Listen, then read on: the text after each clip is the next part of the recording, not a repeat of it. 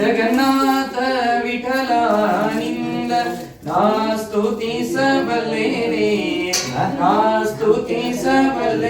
ವೇದಾತೃಮುಖ ವಂದ್ಯತೆ. ಶ್ರೀಮನ್ಮೃಗೇಂದ್ರಸ್ಯ ಮನಂತವಾಸಂ ವಾಂಗ್ನಾರದಾಘ್ರಂಕಗಜೋತ್ಥನಾಭಿಂ ಸಾಂಬಾ ಗಣೇಶೇಶಧೃಗಂಕಸಶ್ರೀಃ ಪ್ರಾಣೇಂದಿರೋರುಂ ಭಗವಂತಮೀಡೆ ನರಸಿಂಹೋ ಅಖಿಲಾಜ್ಞಾನಮಧ್ವಾन्तದಿವಾಕರಃ ಜಯತ್ಯಮಿತಸಜ್ಞಾನಸುಖಶಕ್ತಿಪಯೋನಿಧಿಃ. ನಮೋऽस्तु ತಾತ್ವಿಕಾ ದೇವಾಃ ವಿಷ್ಣುಭಕ್ತಿಪರಾಯಣಾಃ ಧರ್ಮಮಾರ್ಗೇ ಪ್ರೇರಯन्तु ಭವಂತಃ ಸರ್ವ ಏವ ಹಿ. ಶ್ರೀನಾರದ ನಮಸ್ತೆಸ್ತು ಮಾದೃಶಾಂ ಪಾಪಚೇತಸಾಂ ಕೀರ್ತನೈರ್ಭಗವನ್ನಾಮ್ನಾಮದ್ಯುತಾಯ ವಿಮೋಕ್ಷಣೆ. ಸತ್ಪ್ರಮೋದ ಸಮಾರಂಭಾಂ ಸತ್ಯನಾಚಾರ್ಯ ಮಧ್ಯಮಾಂ ಶ್ರೀಮದಾಚಾರ್ಯ ಪರ್ಯಂತಾಂ ವಂದೇ ಗುರುಪರಂಪರಾಂ. ಯೈರಹಂ ಶುಕವತ್ ಸಮ್ಯಕ್ ಶಿಕ್ಷಿತೋಸ್ಮಿ ಕೃಪಾಲುಭಿಃ ಶ್ರೀಮತ್ ಸತ್ಯಾತ್ಮತೀರ್ಥಾರ್ಯಾಂ ವಂದೇ ವಿದ್ಯಾಗುರುಂ ನಮ. ಶ್ರೀ ಗುರುಭ್ಯೋ ನಮಃ. ಹರಿ ಓಂ.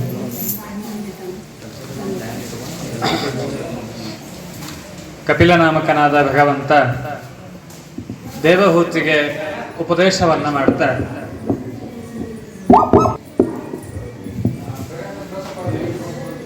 ದೇವಹೂತಿ ಕೇಳಿದ ಅನೇಕ ಪ್ರಶ್ನೆಗಳಿಗೆ ಸಂದೇಹಗಳಿಗೆಲ್ಲ ಸಮಾಧಾನವನ್ನು ನೀಡಿ ಉತ್ತರಗಳನ್ನು ನೀಡಿ ಅವಳ ಮೂಲಕವಾಗಿ ಜಗತ್ತಿಗೆಲ್ಲ ಅದ್ಭುತವಾದ ಪಾಠಗಳನ್ನು ಕಲಿಸಿಕೊಡ್ತಾ ಇದ್ದಾನೆ. ಭಗವಂತನ ಮಾತು ಹೀಗಿತ್ತು, ನಿರಂತರವಾಗಿ ನನ್ನಲ್ಲಿ ಭಕ್ತಿಯನ್ನ ಮಾಡು, ನನ್ನ ಭಕ್ತರ ಮೇಲೆ ಗೌರವವನ್ನು ತಾಳಿಕೋ ಅಂತ. ನಿರಂತರವಾಗಿ ಭಕ್ತಿಯನ್ನ ಮಾಡು.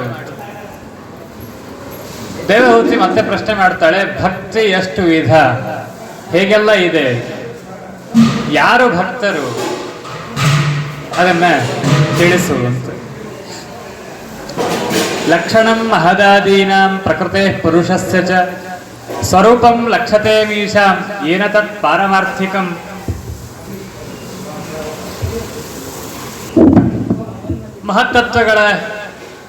ಮಹತ್ತತ್ವದ ಬಗ್ಗೆ ತಿಳಿಸಿಕೊಟ್ಟಿ, ಪ್ರಕೃತಿ ಪುರುಷರ ಲಕ್ಷಣಗಳನ್ನೆಲ್ಲ ತಿಳಿಸಿಕೊಟ್ಟಿ, ಭಕ್ತಿಯ ಬಗ್ಗೆ ಇನ್ನೂ ವಿಸ್ತಾರವಾಗಿ ತಿಳಿಸಿಕೊಡು ಅಂತ ಕೇಳ್ತಾಳೆ ದೇವಹೂತಿ.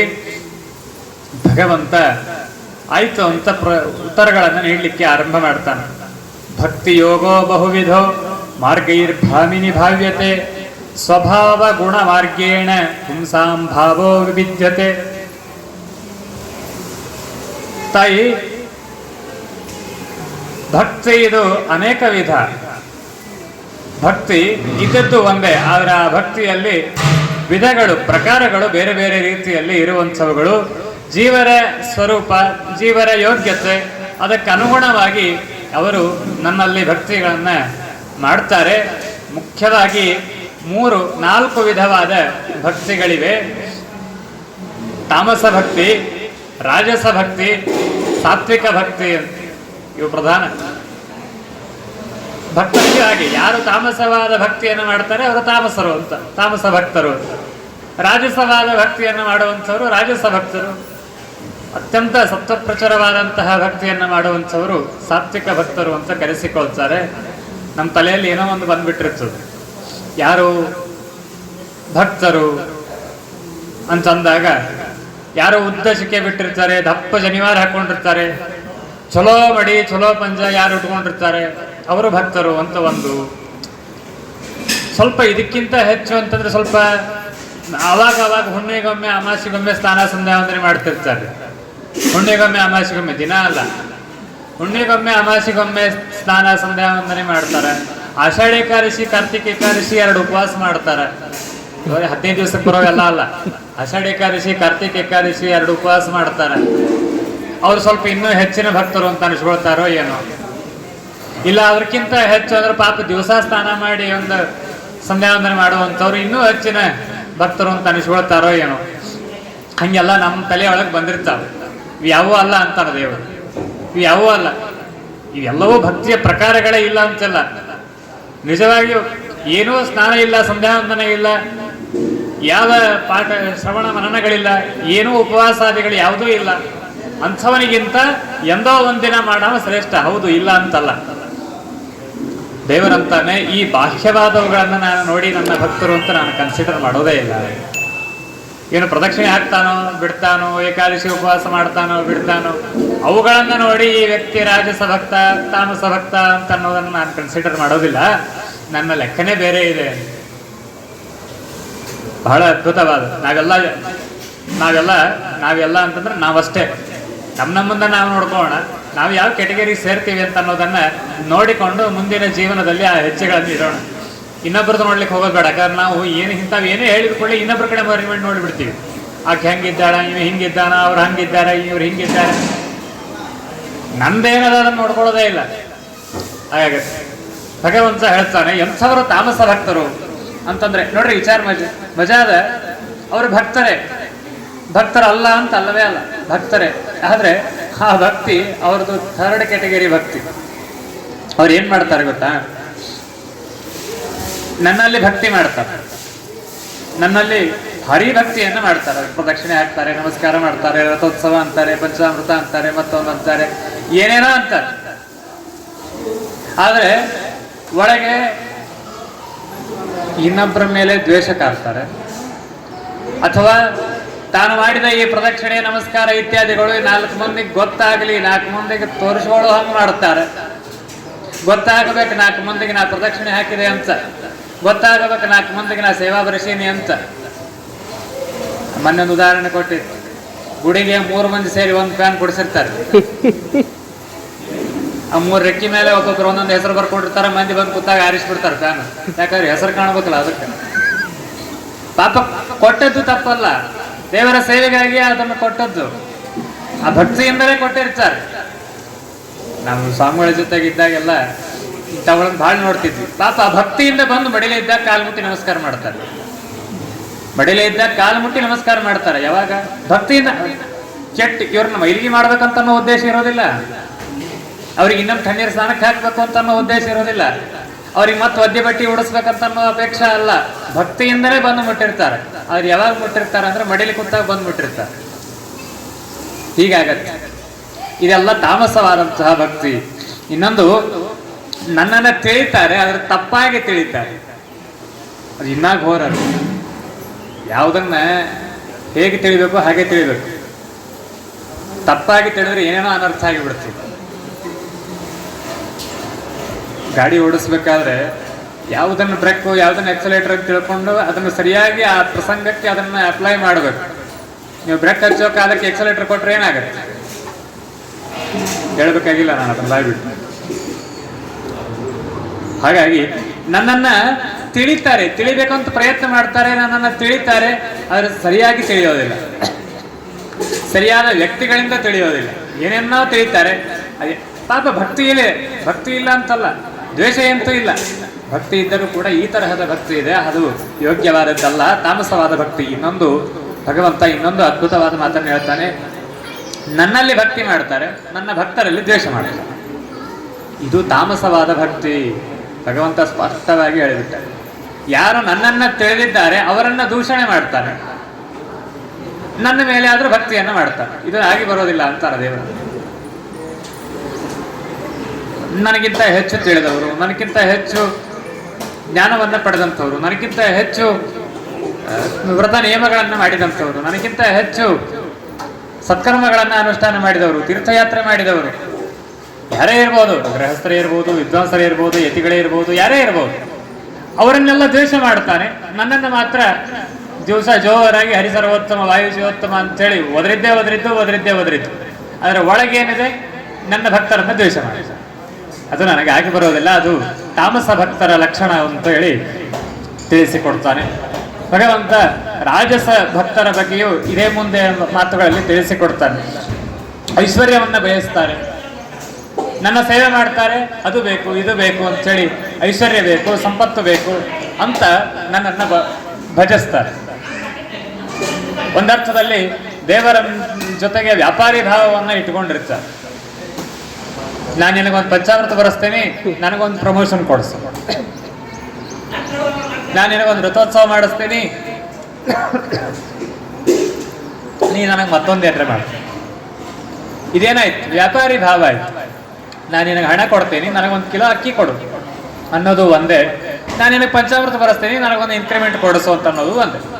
ಇದು ಕೇಳಿದ್ದನ್ನು ಭಕ್ತಿಯಿಂದ ಕೇಳಿರ್ತಾರೆ, ಭಕ್ತಿಯಿಂದ ಸೇವೆಯನ್ನ ಮಾಡ್ತಾರೆ, ಇನ್ನೇನೇನೋ ಅನೇಕ. ಆದರೆ ಕೀರ್ತಿಯನ್ನ ಬಯಸ್ತಾರೆ, ಐಶ್ವರ್ಯವನ್ನ ಬಯಸ್ತಾರೆ, ಅದು ರಾಜಸ ಭಕ್ತಿ ಅಂತ ಅನಿಸಿಕೊಳ್ಳುತ್ತದೆ. ಭಗವಂತನ ರೂಪಗಳಲ್ಲಿ ಭೇದವನ್ನು ಚಿಂತನೆ ಮಾಡ್ತಾರೆ, ಭಗವಂತನ ರೂಪಗಳಲ್ಲಿ ಭೇದವನ್ನು ಚಿಂತನೆ ಮಾಡ್ತಾನೆ. ರಾಮ ಬೇರೆ, ಕೃಷ್ಣ ಬೇರೆ, ನರಸಿಂಹದೇವರು ಬೇರೆ, ಹೀಗೆ ಬೇರೆ ಬೇರೆ ಅಂತ ಹೇಳಿ ಚಿಂತನೆ ಮಾಡ್ತಾರೆ. ಈ ಏನಾಗಿರ್ತದೆ ಅಂದ್ರಿ, ಮನ್ಯಾಗ ಹಿರಿಯರು ಹೋದ ಮೇಲೆ ಅಣ್ಣತಮ್ಮಂದ್ರು ಪಾಲ್ ಮಾಡ್ಕೋತಾರ. ಏನೇನು ಪಾಲ್ ಮಾಡ್ಕೋತಾರ ಅಂದ್ರೆ, ಮನೆಯಾಗಿದ್ದ ಗ್ರಂಥಗಳು, ಮನೆಯಾಗಿದ್ದ ದೇವರ ಪೆಟ್ಟಿಗೆ, ದೇವರೊಳಗಿದ್ದಂಥ ಪೆಟ್ಟಿಗೆ ಒಳಗಿರುವಂಥ ಶಾಲಿಗ್ರಾಮ, ಪ್ರತಿಮಾ ಎಲ್ಲ ಪಾಲ್ ಮಾಡ್ಕೋತಾರ. ಅದರೊಳಗೆ ರಾಮದೇವ್ರ ಪ್ರತಿಮಾನೂ ಇರ್ತದೆ, ವೆಂಕಟೇಶ್ವರ ಪ್ರತಿಮಾನೂ ಇರ್ತದೆ, ನರಸಿಂಹದೇವ್ರ ಪ್ರತಿಮಾನೂ ಇರ್ತದೆ. ಆ ನರಸಿಂಹದೇವ್ರ ಪ್ರತಿಮಾ ನನಗೆ ಬೇಡ, ನಿನಗೆ ಬೇಡ, ನನಗೆ ಬೇಡ, ನಿನಗೆ ಬೇಡ ಅಂತ ಜಗಾಡ್ತಾರೆ. ನನಗೆ ರಾಮದೇವ್ರು ಇರಲಿ, ಯಾಕಂದ್ರೆ ಭಾಳ ಶಾಂತಿ ಇದ್ದಾನೆ. ವಿಠ್ಠಲ ದೇವ್ರು ಇರಲಿ, ಅದು ನಡೀತದೆ. ಇನ್ನು ನರಸಿಂಹದೇವ್ರು ಭಾಳ ಉಗ್ರ, ನನ್ನ ಕೈಲಿ ಮಾಡ್ಲಿಕ್ಕೆ ಆಗೋದಿಲ್ಲ. ಹೀಗೆ ನನ್ನ ರೂಪಗಳಲ್ಲಿ ಭೇದವನ್ನು ಚಿಂತನೆ ಮಾಡ್ತಾರೆ. ಅವರು ರಾಜಸ ಭಕ್ತರು ಅಂತ. ಹಂಗೆ ಏನಿಲ್ರಿ. ದಾಸರು ಹೇಳ್ತಾರೆ, ರಾಮದೇವರು ಬಹಳ ಸೌಮ್ಯ, ಭಾರಿ ಶಾಂತ ಅಂತ ನಾವು ತಿಳ್ಕೊಂಡೇವೆ. ದಾಸರು ಹೇಳ್ತಾರೆ, ಯಮನೆಲ್ಲೋ ಕಾರಣನೆಂದು ಹೇಳಬೇಡ, ಯಮನೇ ರಾಮಚಂದ್ರ ಸಂದೇಹ ಬೇಡ. ಒಂದು ಪಕ್ಷಕ್ಕೆ ನರಸಿಂಹದೇವರು ಬೇಕು, ಯಮನೇ ರಾಮಚಂದ್ರ ಸಂದೇಹ ಬೇಡ ಅಂತೇಳಿ. ರಾಮದೇವರ ಪ್ರತಿಮಾ ನಮ್ಮನೆಯಾಗಿರ್ಲಿ, ನರಸಿಂಹದೇವರ ಪ್ರತಿಮಾ ನೀ ತಗೊಂಡು ಹೋಗಂತ ಅಣ್ಣ ತಮ್ಮಗೆ ಹೇಳಿ ದಬ್ಬುತ್ತಿರ್ತಾನೆ. ಅವು ಕಡೆಗೆ ಎಲ್ಲಿ ಹೋಗ್ತಾವತ್ತವ್ರು ಮಠಕ್ಕೆ ಬಂದು ಕೊಡ್ತಾವ್ರಿ ಎಲ್ಲ ಕೂಡಿ, ನನಗೆ ಬೇಡ ನಿನಗೆ ಬೇಡ ಅಂತಾಗಿ. ಹಾಗಲ್ಲ, ರಾಮನೂ ಒಂದೇ, ಕೃಷ್ಣನೂ ಒಂದೇ, ನರಸಿಂಹದೇವರು ಅದೇ. ದುಷ್ಟರ ಪಾಲಿಗೆ ರಾಮದೇವರು ಯಮನೆ, ನರಸಿಂಹದೇವರು ಯಮನೆ, ಭಯಂಕರನೇ ಅನ್ನೋದನ್ನು ತಿಳಿಸ್ಬೇಕಾಗಿದೆ. ಅನ್ನೋದಕ್ಕಾಗಿ ಈ ತರಹ ತಿಳಿಯುವಂತಹ ಭಕ್ತರು ರೂಪಗಳಲ್ಲಿ ಭೇದಗಳನ್ನ, ನನ್ನ ರೂಪಗಳಲ್ಲಿ, ಅವಯವಗಳಲ್ಲಿ, ನನ್ನ ಕರ್ಮಗಳಲ್ಲಿ, ನನ್ನ ಗುಣಗಳಲ್ಲಿ ಭೇದವನ್ನು ತಿಳಿಯುವಂತಹ ಭಕ್ತರು ಅವರು ರಾಜಸ ಭಕ್ತರು ಅಂತ ಅನಿಸಿಕೊಳ್ತಾರೆ. ಇನ್ನ ಸಾತ್ವಿಕ ಭಕ್ತಿಯನ್ನ ಮಾಡ್ತಾರೆ ಅನೇಕ ಜನ. ಕೇವಲ ಜ್ಞಾನಿಗಳು ಮಾತ್ರ ಅಂತಹ ಭಕ್ತಿಯನ್ನ ಮಾಡೋದು. ಕೇವಲ ಪಾಪಗಳ ಕ್ಷಯವನ್ನ, ಪಾಪಗಳ ನಾಶವನ್ನ ಮಾತ್ರ ಬಯಸ್ತಾರೆ. ನನ್ನ ರೂಪಗಳಿಗೆ ಅಭೇದವನ್ನ ಚಿಂತನೆ ಮಾಡ್ತಾರೆ. ಶಾಸ್ತ್ರವಿಹಿತವಾದ ಕರ್ಮಗಳನ್ನ ಆಚರಣೆ ಮಾಡ್ತಾ ಶುದ್ಧವಾದ ಮನಸ್ಸಿನಿಂದ ಆರಾಧನೆಯನ್ನ ಮಾಡುತ್ತಾರೆ. ಅವರು ಸಾತ್ವಿಕ ಭಕ್ತರು ಅಂತ ಅನಿಸಿಕೊಳ್ತಾರೆ. ಇದನ್ನು ಮೀರಿದ ಒಂದು ಭಕ್ತಿ ಇದೆ. ಅಂತಹ ಕೇವಲ ಕೆಲವು ಜನ ಅಂತಹ ಭಕ್ತಿಯನ್ನ ಮಾಡುವಂಥದ್ದು. ಅದು ಏಕಾಂತ ಭಕ್ತಿ ಎಂಬುದಾಗಿ ಅವರನ್ನು ಕರೆಯೋದು. ಹಾಗೆ ಏಕಾಂತ ಭಕ್ತರು ಅಂತ ಕರೀತಾರೆ. ಒಬ್ಬರೇ ರೂಮ್ನ ಬಾಗಿಲು ಹಾಕೊಂಡು ಕೂಡ ಅವರು ಏಕಾಂತ ಭಕ್ತರಲ್ಲ. ಬ್ರಹ್ಮಾದಿ ದೇವತೆಗಳು ಅವರು ಏಕಾಂತ ಭಕ್ತರು ಅಂತ ಅನಿಸಿಕೊಳ್ತಾರೆ. ಅವರಿಗೆ ಮೋಕ್ಷವೂ ಬೇಕು ಅಂತ ಅನಿಸೋದಿಲ್ಲ. ನನಗೆ ಮೋಕ್ಷ ಬೇಕು ಅಂತ ಹೇಳಿನೂ ಸೇವೆ ಮಾಡೋದಿಲ್ಲ. ಇಲ್ಲಿ ಸಂಸಾರದಲ್ಲಿ ಮನೆಯೋ ಮಡವೆಯೋ ಅವು 4 ಬರಿ ಮನೆ, ಮನಿ, ಮೋರ್, ಮಾಲ್ ಇವೆಲ್ಲ ಅವುಗಳಷ್ಟೇ ಅಲ್ಲ, ಮೋಕ್ಷವನ್ನು ಬಯಸೋದಿಲ್ಲ ಅಂತ. ಮೋಕ್ಷನೂ ಬೇಡ, ದೇವರು ಕೊಡ್ತಾನೆ ಪ್ರಸಾದ ರೂಪವಾಗಿ, ಕೊಟ್ಟಾನ ಅಂತ ಬಂದದ್ದೆಲ್ಲ ಬರಲಿ ಅಂತ ಅನ್ನುವ ರೀತಿಯಲ್ಲಿ ಅದನ್ನ ಇಟ್ಕೊಳ್ತಾರೆ. ಹೊರತಾಗಿ ಮೋಕ್ಷಕ್ಕಾಗಿ ದೇವರ ಸೇವೆ, ಮೋಕ್ಷಕ್ಕಾಗಿ ದೇವರ ಭಜನೆ, ಮೋಕ್ಷಕ್ಕಾಗಿ ಸೇವೆ ಅದಿಲ್ಲ ಅಂತ. ಅಂಥವರು ಏಕಾಂತ ಭಕ್ತರು ಅಂತ ಅನಿಸಿಕೊಳ್ತಾರೆ. ಹೀಗೆ ಭಕ್ತಿಯಲ್ಲಿ ವಿವಿಧ ಮುಖಗಳು ಇರುವಂಥವುಗಳು. ಎಷ್ಟು ಸಾಧ್ಯವೋ ಅಷ್ಟು ನನ್ನಲ್ಲಿ ಭಕ್ತಿಯನ್ನ ಮಾಡು, ಅದರಿಂದ ಉದ್ಧಾರ ಇದೆ ಎಂಬುದಾಗಿ ತಾಯಿಯ ಮೂಲಕವಾಗಿ ಇಡೀ ಜಗತ್ತಿಗೆ ಕಪಿಲನಾಮಕ ಪರಮಾತ್ಮ ಉಪದೇಶವನ್ನ ಮಾಡುತ್ತಾನೆ. ಸುಮ್ಮನೆ ಈ ಸಾಂಸಾರಿಕವಾದ ವಿಷಯಗಳಲ್ಲಿ ಆಸಕ್ತಿಯನ್ನ ಆದಷ್ಟು ಹಂತವಾಗಿ ಕಡಿಮೆ ಮಾಡ್ತಾ. ಒಂದೇ ದಿನ ಬಿಟ್ಟು ಬಿಡ್ತೀನಿ ಅಂದ್ರೆ ಸಾಧ್ಯ ಇಲ್ರಿ. 4-5 ಸೀರಿಯಲ್ ದಿವಸ ನೋಡ್ತಿರ್ತಾರ, ನಾಳಿಂದ ಬಿಟ್ಟು ಬಿಡು ಅಂತಂದ್ರೆ ಹೆಂಗ ಆಗ್ಲಿಕ್ಕೆ ಸಾಧ್ಯ? ರಾತ್ರಿ ಊಟ ಹೋಗಂಗಿಲ್ಲ, ನಿದ್ದೆ ಹತ್ತೋದಿಲ್ಲ. ಆ ಸೀರಿಯಲ್ನಾಗ ಏನಾಯ್ತು, ಈ ಸೀರಿಯಲ್ನಾಗ ಏನಾಯ್ತು, ಅದನ್ನ ನೋಡ್ಲಿಲ್ಲ, ಇದನ್ನ ನೋಡ್ಲಿಲ್ಲ, ಹಿಂಗಾಗಿ ಬಿಡ್ತು. ಒಂದೇ ದಿನ ಅದನ್ನೆಲ್ಲ ಬಿಡ್ಲಿಕ್ಕೆ ಸಾಧ್ಯವೇ ಇಲ್ಲ. ದೇವರಂತಾನೆ ಕ್ರಮೇಣ ಆ ವಿಷಯಗಳನ್ನ, ಸಾಂಸಾರಿಕವಾದ ವಿಷಯಗಳಲ್ಲಿ ಅಭಿಮಾನವನ್ನ ಕಡಿಮೆ ಮಾಡ್ತಾ ಬಾ, ಭಕ್ತಿಯಲ್ಲಿ ಬೆಳೆಸಿಕೊಳ್ತಾ ಬಾ ಅಂತೇಳಿ ಪರಮಾತ್ಮ ತಾಯಿಯ ಮೂಲಕವಾಗಿ ಉಪದೇಶವನ್ನು ನೀಡುತ್ತಾನೆ. ಅದಕ್ಕೆ ಭಕ್ತಿಯ ಅಭಿವೃದ್ಧಿಗೆ ಅನೇಕ ಸಾಧನಗಳಿವೆ. ಅದನ್ನು ಬೇಕಾದ್ರೆ ತಿಳಿಸ್ತೀನಿ. ಯಾವುದನ್ನ ವಿಷಯಗಳನ್ನ ಬಿಡ್ತಾ ಹೋದ್ರೆ ಭಕ್ತಿಯ ಸಾಧನೆಗಳನ್ನ ಬೆಳೆಸಿಕೊಳ್ತಾ ಹೋಗು ಅಂತ ಹೇಳ್ತಾರೆ. ಮಧ್ಯಷ್ಣ ದರ್ಶನ ಸ್ಪರ್ಶನ ಪೂಜಾ ಸ್ತುತಿ ಅಭಿವಂದನೈ ಭೂತೇಶು ಮದ್ಭಾವನೆಯ ಸತ್ಯೇನ ಅಸಂಗನೇನ ಚ. ನೋಡು, ನನ್ನ ಪ್ರತಿಮೆಗಳನ್ನ ದರ್ಶನ ಮಾಡು. ನನ್ನ ಪ್ರತಿಮೆಗಳು ಅಂತಂದ್ರೆ ಕೇವಲ ಕಲ್ಲಿನ ಅಥವಾ ಹಿತ್ತಾಳೆಯೋ ತಾಮ್ರವೋ ಇನ್ನಿತ ಲೋಹದ ಪ್ರತಿಮೆಗಳಂತಲ್ಲ. ಅದು ನದಿಯೇ ಇರಬಹುದು, ಪರ್ವತವೇ ಇರಬಹುದು, ಗಿಡ ಮರಗಳೇ ಇರಬಹುದು. ಅವೆಲ್ಲವೂ ನನ್ನ ಒಂದು ಅರ್ಥದಲ್ಲಿ ನನ್ನ ಪ್ರತಿಮೆಗಳೇ. ಕಾಣುವ ಪ್ರತಿಯೊಂದು ಜೀವರಾಶಿ ನನ್ನ ಪ್ರತಿಮೆಯೇ ಸರಿ. ಕಂಡದ್ದೆಲ್ಲ ಕಮಲನಾಭನ ಮೂರ್ತಿ ಅಂತಾರಲ್ಲ ವ್ಯಾಸರು. ಏನೆಲ್ಲ ಅದು ಗೋಡೆಯೋ ಕಂಬವೋ ಏನು ಕಾಣುತ್ತೆ ಅದು ನನ್ನ ಪ್ರತಿಮೆ ಅಂತ ತಿಳಿ.